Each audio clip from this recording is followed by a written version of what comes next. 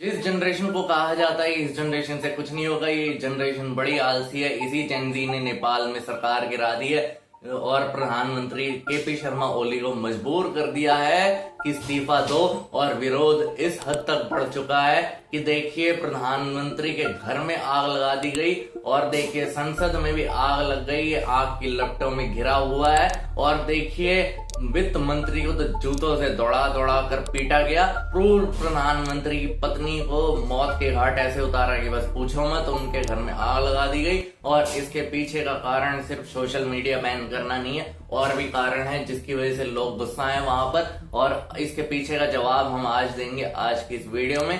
और देखिए 8 सितंबर 2025 काठमांडू जो नेपाल की राजधानी है, हजारों की तादाद में संख्या इकट्ठी हुई प्रोटेस्ट करने के लिए। और देखिए 20 से 25 साल के नौजवान होते हैं वो, और किसी ने विद्यालय की यूनिफॉर्म पहनी होती है, किसी ने विश्वविद्यालय की, और कोई तो दफ्तर से वापस आ रहा था। हामी नाम की एनजीओ ने ऑर्गेनाइज किया था। ये मार्च कर रहे थे सिंबॉलिक मॉन्यूमेंट माई घर मंडल से संसद की तरफ मार्च कर रहे थे। और देखिए मार्च जो है ये नॉन वायलेंट होता है और पीसफुल होता है, और पुलिस जो है तैनात हो जाती है और ये सब रोकने के लिए कैनन, टीयर गैस और रबड़ बुलेट्स का यूज करती है पुलिस। और इस सब को रोकने के लिए प्रोटेस्टर के बीच में और पुलिस के बीच में क्लैश दिखाई देता है। और देखिए संसद के अंदर भी घुस जाते हैं कुछ लोग। और देखिए पुलिस ने जो आगे किया उसे देखकर पूरा देश दंग रह गया। ओपन फायर डिक्लेयर कर दी जाती है और पुलिस सीधा सीधा गोली मारने लगती है और कम से कम 19 नौजवान मारे जाते हैं। और देखिए 400 से ज्यादा लोग घायल हैं। और देखिए रबड़ बुलेट्स ही नहीं, असली बुलेट्स थी मारने के लिए। और देखिए मरने वाला नौजवान 12 साल का था। और देखिए तानाशाही इतनी बढ़ गई थी कि लोग चुप नहीं बैठे हुए थे। और देखिए सड़कों पर प्रोटेस्टर की संख्या बढ़ती जा रही थी तेजी से। और देखिए 3:30 बजे कर्फ्यू लगाने की कोशिश करी सरकार के द्वारा ये सब रोकने के लिए, लेकिन फिर भी सरकार प्रोटेस्ट को रोकने के लिए नाकामयाब रही। और काठमांडू ही नहीं और भी राज्यों में प्रोटेस्ट बढ़ता ही जा रहा था धीरे धीरे। इनमें से एक रीजन है सोशल मीडिया एप्स पर बैन लगाना और करप्शन, सरकार में बैठे लोगों को एक्सपोज करना, और बेरोजगारी भी बहुत बड़े चरम सीमा पर थी। और देखिए इस सब का कारण देखिए 2023 में ministry of communication and information technology के पास रजिस्ट्रेशन करवाने को कहा था सोशल मीडिया कंपनीज को। और नेपाल सरकार ने कहा कि हेट स्पीच, फेक न्यूज और साइबर क्राइम्स को रोकने के लिए ये सब हम कर रहे हैं। लेकिन देखिए एक सोशल मीडिया प्लेटफॉर्म है जिसने बस रजिस्ट्रेशन कराया और किसी ने नहीं कराया, वो है टिकटॉक। और देखिए 3 सितंबर से पहले रजिस्ट्रेशन करवाना चाहिए था। और देखिए 26 सोशल मीडिया प्लेटफॉर्म देश से बैन हो गए। और देखिए किसी ने भी नहीं करवाया रजिस्ट्रेशन और जनता की आवाज को दबाने की कोशिश करी जा रही है और कंट्रोल करने की कोशिश करी जा रही है सोशल मीडिया को।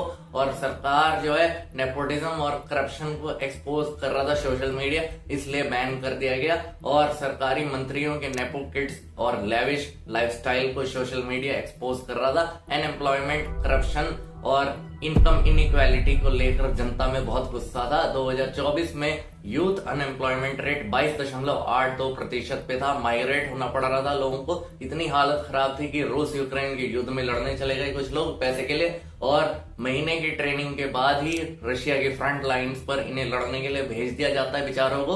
और देखिए यहाँ पर फरवरी 2024 नेपाल में 15,000 लोग युद्ध में लड़ने चले गए थे और कई सारे नेपाली सिटीजन वहां पर जो गए थे वो मारे गए थे। और मौत का खतरा होने के बावजूद भी ये जिंदगी को दांव पर लगा के ये लड़ने पहुंच गए वहां पर और $4,000 आराम से कमा लेते थे, और जो कि 5 लाख नेपाली के रुपए के बराबर है।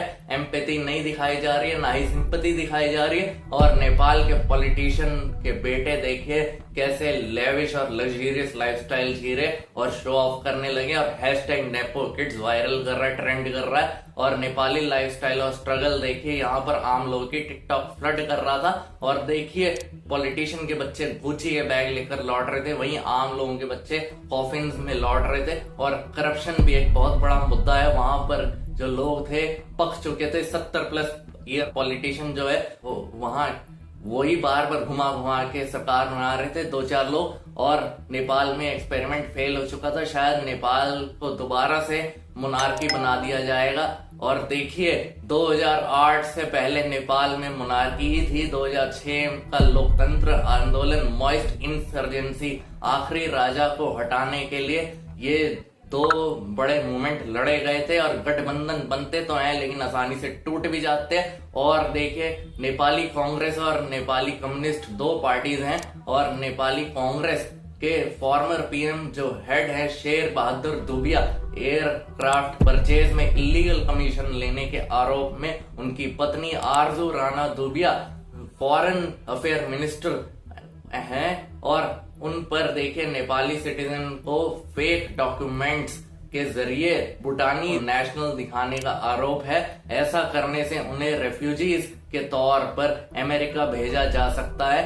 CPNMC के हेड जो हैं और 3 बार प्रधानमंत्री बन चुके पुष्प कमल दहाल पर मॉइस्ट गोरिल्ला फाइटर्स के लिए आए पैसों को डाइवर्ट करके अरबों रुपए खुद लेने का आरोप है।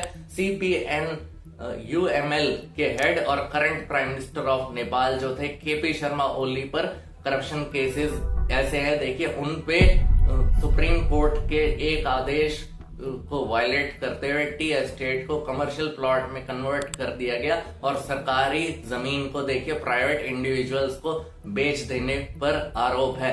और एम्प्लॉयमेंट मानो खत्म ही हो चुका है। देखिए टूरिज्म इंडस्ट्री को देखिए खतरा है क्योंकि सोशल मीडिया बैन हो चुका है और सोशल मीडिया के तो जरिए टूरिज्म बढ़ता है। और देखिए यहाँ पर लाखों नेपाली फैमिलीज देखिए डिस्ट्रॉय हो जाती है। ऑनलाइन मैसेजिंग एप्स का इस्तेमाल करती थी विदेश में अपने लोगों से कांटेक्ट करने के लिए, लेकिन अब वो कांटेक्ट कैसे करेंगे। 70 लाख से ज्यादा नेपाली लोग जो है वो दूसरे देशों में जाते हैं जॉब्स या स्टडीज के काम से। और देखिए अगर आप जनता की आवाज को दबाने की कोशिश करेंगे तो यही होगा।